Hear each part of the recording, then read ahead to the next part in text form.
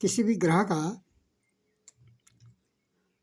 की राशि और उसकी डिग्री, गोचर की डिग्री, ग्रह स्पष्ट की डिग्री के आधार पर नक्षत्र का पता करना एक चर्चा का विषय है।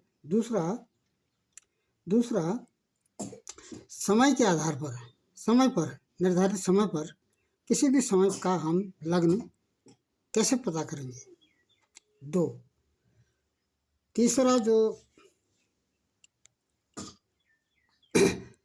चर्चा का विषय है वह दशमेश यदि चंद्रमा हो और वो 9वें हाउस में गोचर कर रहा हो तो उसका क्या फल विचार किया जाएगा।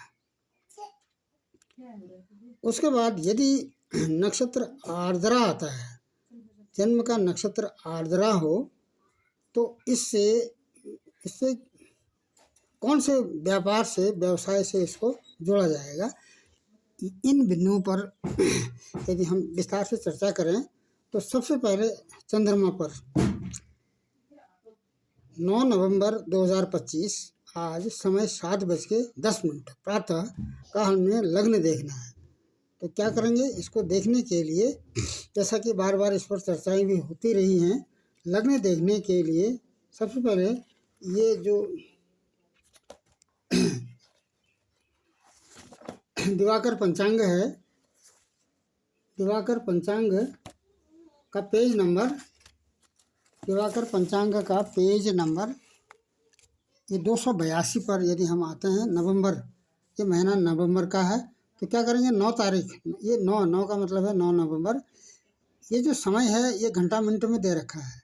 ये प्रवेश समाप्ति काल है किसका, राशि का। तो 7:16 तक तुला राशि का लग्न है। उसके बाद फिर 7:16 के बाद वृश्चिक लग्न प्रारंभ हो जाएगा।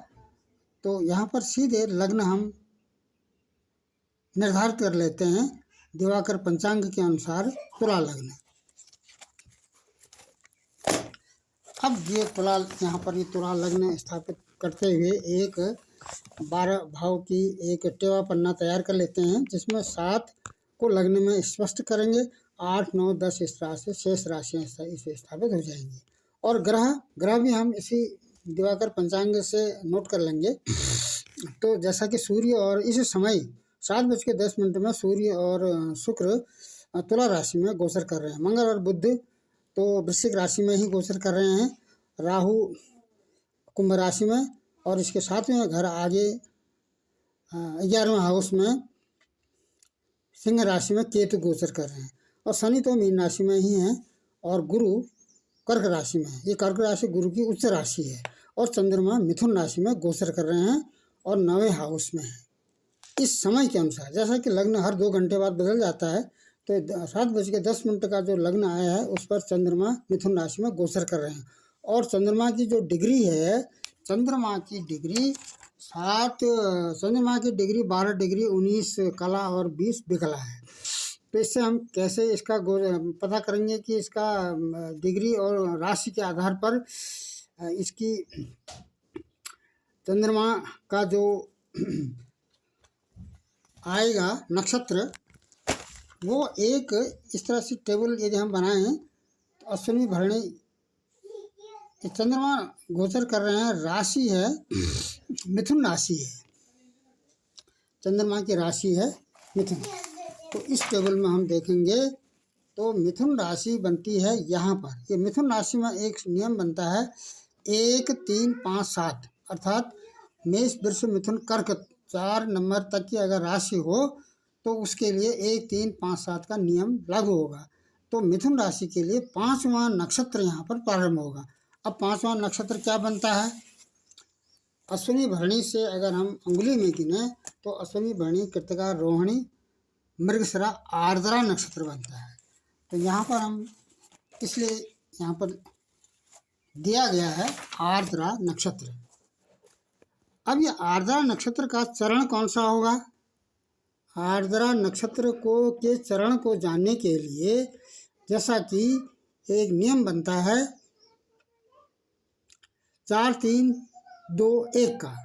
4 3 2 1, 4 3 2 1 से यदि हम देखें तो 4 3 2 1 के नियम में फिर यहीं आ जाते हैं इस टेबल में। ये मिथुन राशि है तो इससे 5वां नक्षत्र हो जाएगा। अब लेकिन 5वां नक्षत्र आर्द्रा बनता है, आर्द्रा मृगशिरा बनता है। 5वां अश्विनी भरणी कृतिका रोहिणी मृगशिरा बनता है। अब मृगशिरा के कितने चरण आएंगे इसमें, इस नियम के आधार पर 4 3 2 1, यानी मेष राशि में 4, वृष राशि में 3, मिथुन राशि में 2। तो यहाँ पर मृगशिरा के 2 ही चरण आएंगे। तो एक जो चरण है वो 3 20 का होगा, तो दो चरण होंगे 6 40 का। लेकिन हमने देखना है 7:10 का, तो ये तो गत हो गया है मृगशिरा। अब 6ठे नंबर का नक्षत्र चल रहा है आर्द्रा। आर्द्रा नक्षत्र का कौन सा चरण आएगा इसमें, आर्द्रा नक्षत्र का डिग्री के आधार पर 6:40 से लेके 20 डिग्री तक ये इसके चारों चरण आएंगे। तो 7 20 इसके अंतर आ जाएगा। पहला चरण तो गत हो गया है 6:40 का, दूसरा चरण आएगा इसमें। तो इसलिए यहाँ पर लिखा गया है आर्द्रा का सेकंड पद। अब जब आर्द्रा का सेकंड पद प्राप्त हो जाता है तो इसमें क्या चरणाक्षर दिया जाएगा, इसके लिए ये जो वाणी भूषण पंचांग है, वाणी भूषण पंचांग का जो यहाँ पर एकु घ ङ छ 4 चरण है। किसी भी नक्षत्र के 4 चरण होते हैं, तो आर्द्रा नक्षत्र का ये सेकंड चरण में घ आया है, तो चरणाक्षर इसमें लिखा जाएगा घ। अब मुख्य चर्चा का जो विषय है, आर्द्रा जो नक्षत्र यदि किसी भी जातक का आता है, जैसा कि इस समय के अनुसार यह जातक कहाँ कहाँ इसको व्यवसाय मिल सकता है, कहाँ कहाँ यह इसकी आजीविका बनेगी। Number 1 police, number 2 doctor, number 3 वकील, नंबर 4 राजनेता, नंबर 5 दवाई का अगर ये व्यापार करता है तो इसको यहाँ पर लाभ होगा। उसके बाद मुख्य जो चर्चा का विषय है दशमेश। यदि हम ये देखते हैं तो इस जन्म पत्रिका में समय के अनुसार जो दशमेश बनते हैं वो चंद्रमा बनते हैं। क्यों? क्योंकि लग्न से 10वें हाउस में 4 नंबर की राशि है। 4 नंबर की राशि को कर्क राशि कहते हैं। इसके स्वामी चंद्रमा है। चंद्रमा कहाँ है? 9वें हाउस में है। किसकी राशि में है? बुध की राशि में। क्यों है? क्योंकि 3 नंबर की राशि मिथुन राशि बुध की राशि है। तो चंद्रमा बुध को मित्र मानते हैं। और ये जो चंद्रमा है इससे माता और सुख का विचार, भूमि भवन वाहन सुख का विचार किया जाता है। तो इन सुखों की इसको प्राप्ति होगी। दूसरा इससे जो 9th हाउस है, यदि चंद्रमा यहाँ पर आया है तो ये धार्मिक होगा, जातक व्यक्ति ज्ञानी होगा, न्यायप्रिय होगा, परोपकारी होगा। और इसके जीवन में कहीं न कहीं विदेश यात्रा भी लिखी गई है इसके भाग्य में, और ये भाग्यशाली है। सुशिक्षित होगा, बुद्धिमान होगा, और पिता का सुख इसको मिलेगा, और अच्छी संतान की इसको प्राप्ति होगी। समाज में भी इसका सम्मान होगा। अब ये बातें क्यों कही जा रही हैं, इसके लिए कुछ आधार लिए गए।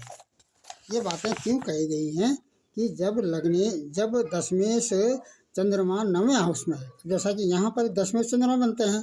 चंद्रमा कहाँ चले गए हैं? 9th हाउस में चले गए हैं। तो 9वें हाउस से क्या विचार होता है? विदेश यात्रा का विचार होता है, धर्म का विचार होता है, धार्मिक है, पिता का भी है, और संतान का भी सुख इससे देखा जाता है। क्यों? क्योंकि इससे 9वें से 9वां 5वां हाउस बनता है। 5वां हाउस संतान का है।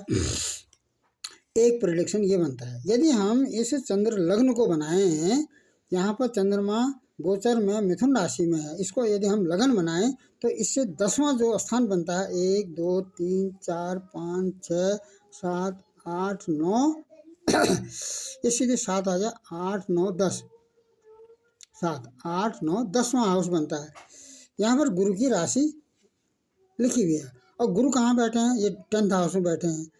कैसे राशि में बैठे हैं? ये 4 नंबर की राशि में बैठे हैं।